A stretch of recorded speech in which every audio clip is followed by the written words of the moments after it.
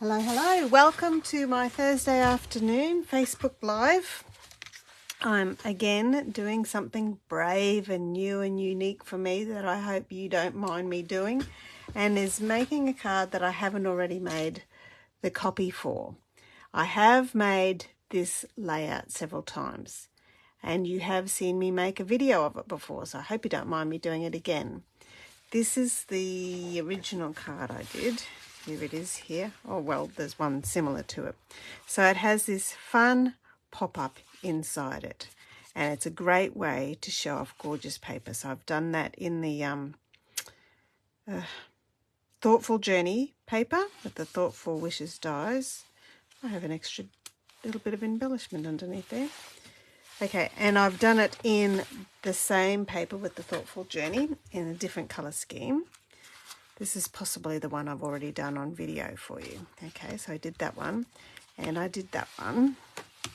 And I've got another one here. I won't show you the inside yet because I want to save that till the end. But this one I have used also the Thoughtful Journey, but combined it with the lovely Birdhouse. So it's got a really fun surprise. And so it's quite chunky inside actually, that one. But today I had some cards. When I was designing this one, I originally cut out the Balmy Blue paper and scored the Balmy Blue and was going to use it with this paper and went, that doesn't work. So I changed it to the Boho Blue. So I had this leftover cardstock ready to go. So I thought, right, this is my opportunity to go through with you step by step the whole process of making this card again. So my piece of cardstock is 20 centimetres long by 14.5, and I've scored it at 5, 10, 15 centimetres. If you're working in inches, I would have your cardstock at 8 inches and score it at 2, 4, 6 inches by your normal height, which I think is 5, I'm not entirely sure, 5 1/4 perhaps. Okay, so that gets folded, that piece. I don't need you because I've only got one. That piece gets folded like this, okay? So there's the front, the gatefold, there's the inside. The next step is using 2 scraps of the same colour cardstock, doesn't matter what size they are. These ones are actually, let me measure, 3 centimetres by 7 centimetres, just scored in half. And the score line, the fold, goes on the inside next to that fold line there. All right, that's the very first step. So just put some adhesive on there, butt that up against that. So my card has 2 score lines butting up against each other. And as you can see, this is not an exact piece here, but it doesn't matter. Okay, so that's what happens in the middle. That's what creates the magic. This is going to be the layer. You do have to make sure it's not bigger than your layer that's going on top. That's going to be the layer there. Now the next fun bit is adding the Designer Series paper. So I thought this time I would do the Lily Pond Lane paper. Perhaps this one, I would be cutting off her tail a little bit, perhaps. I wonder if this one would work. Right, pop that over there. I'm just looking at the measurements because this is 5 centimetres here, my panels are going to be 4.5 centimetres, so they will be a little bit chopped off. Or this one, perhaps. I think I like the reeds on this one, so I think I'm going to do that one, because what I thought I would do for the inside is, so I've got these 2 for the outside, and for the inside I'd have this little guy, the froggy on the inside. Okay, so those ones with the reeds on the outside and the little froggy on the inside. So I might cut him up first. So this piece here is 8 by 10.5. So I'll just cut this Designer Series paper at 7.5 by 10. There we go. So there's my piece for the inside. Okay, little froggy on the inside. I can stick you straight on the backing, but I don't want to put him inside the card yet because I want pieces of paper for inside. Okay, I'll just stick you there and pop you. Okay, now this one here I'm going to use for the front of my card. So we'll leave the lily ponds there. Because my card is 14.5 centimeters tall, I want it 14 there.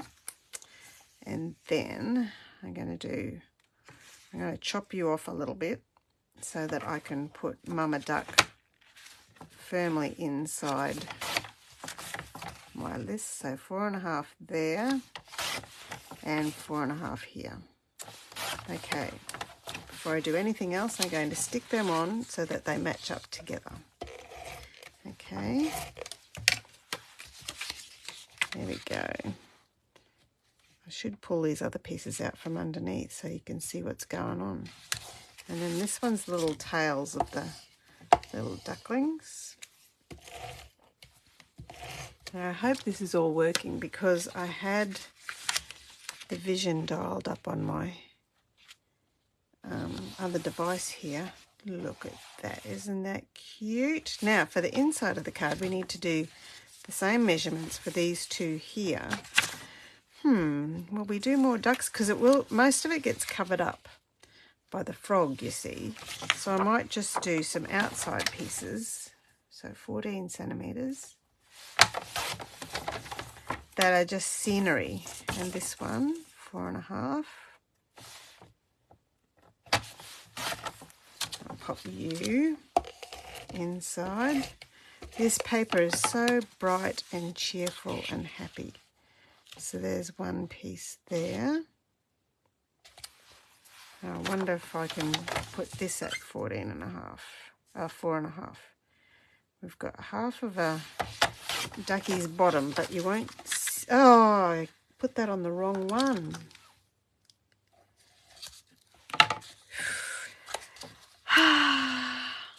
Breathe deeply, go slowly. Lucky I didn't use really strong glue. Phew! That came off a lot easier than I thought it was going to. I'm going to add more adhesive. This is supposed to go underneath here. There we are, like that. And then this one underneath this bit.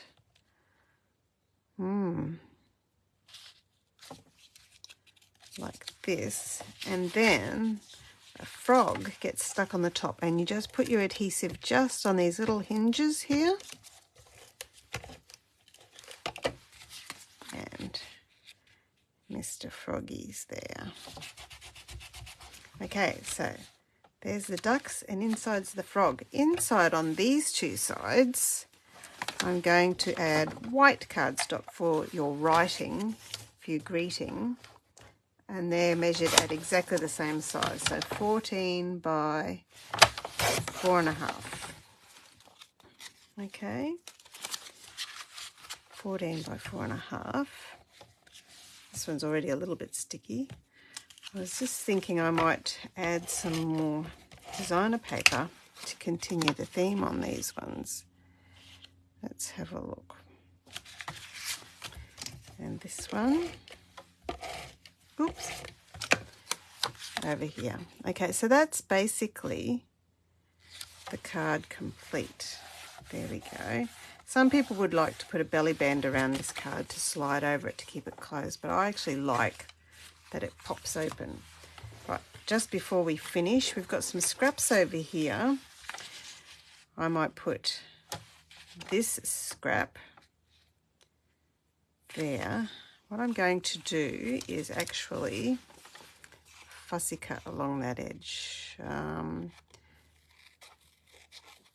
Fussy cut along there to highlight those lovely little lily pads like that.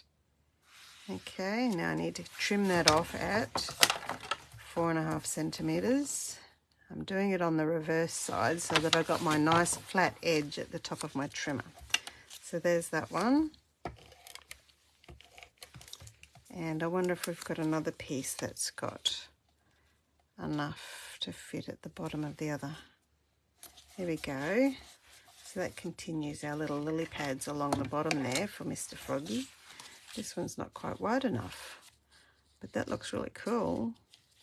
Maybe we don't need to write two sides. Better not. Better not. So, with my other pieces out of my scraps, I wonder if there's one. This is the leftover piece from when I cut out the frog one. I will put those little bits at the top there and those little bits at the top there. Oops. 4.5.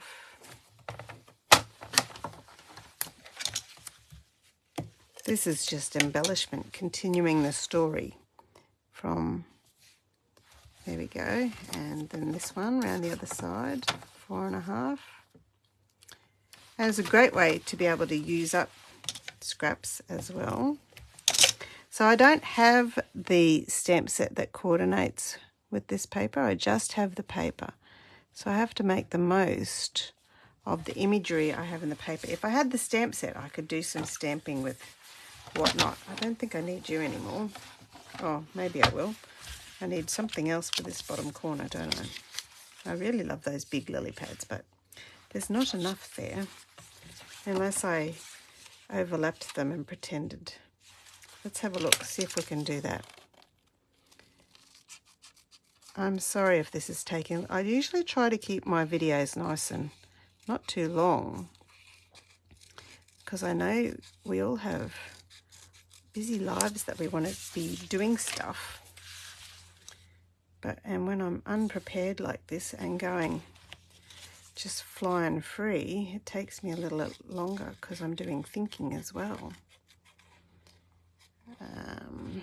Oh, do I want that lily pad? That flower? No. Okay, let's see if this works. If I put this over the top of that, like that, does that look like I'm using... What I will do is cut around this one here. Cut that little bit off. How does that look? Now it doesn't quite match up. So what I can do is stick something over the top of it. This paper here also has little ducks that you can cut out. So I could cut out this little guy and stick over the top of it. Let's try that and see if it works. I'm being a bit too frugal, aren't I? I could just chop up another sheet. Are you frugal like that too? Make the most of the resources you have. Okay. I'm going to cut up. So I want her to face in, so it has to be this one on the inside.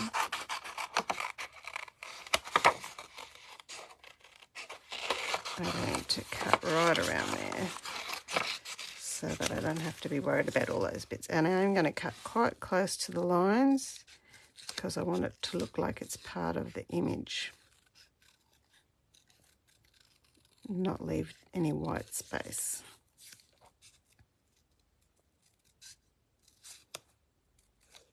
Look, a little duck riding on a mum's back. Isn't that cute?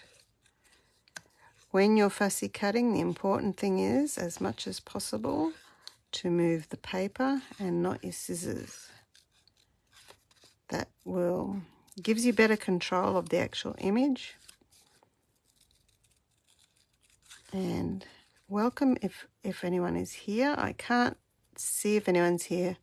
As I said, I haven't taken the time to reboot my other device that's frozen. So thank you for joining me. I hope you're having a lovely Thursday. I have to tell you, next Thursday I will be I'm glad to see this other frugal. Next Thursday I'll be camping, so I won't be with you. Look at that. See, no one will ever know I did a sticky stick over the top there. So we're going to put little ducky there. Well, that's what I'm telling myself anyway. Little ducky there. Stick you over there. There we go. Okay, so that's the inside of the card done. There's the front of the card. As I said, I don't have the stamp set to go with this, but I thought that this stamp set with "I hope your day is filled with joy" would work very nicely for it, because I think when you open up the card and go, "Oh, there's a frog," I think that would give you joy. Well, I would hope it would give you joy. Oh my goodness, what have I done with them? Hang on, I've just got to get a stamping block.